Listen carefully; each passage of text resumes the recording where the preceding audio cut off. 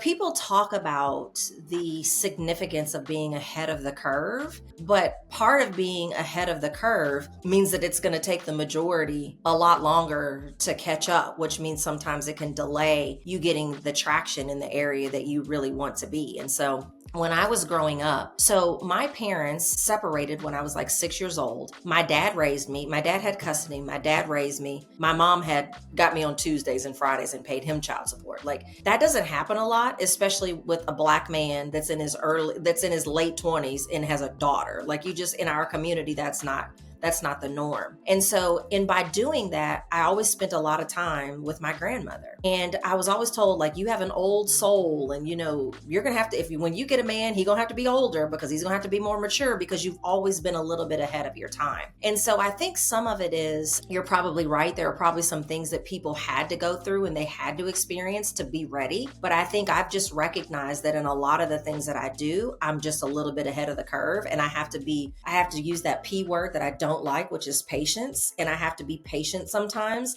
and wait for people to kind of catch the wave.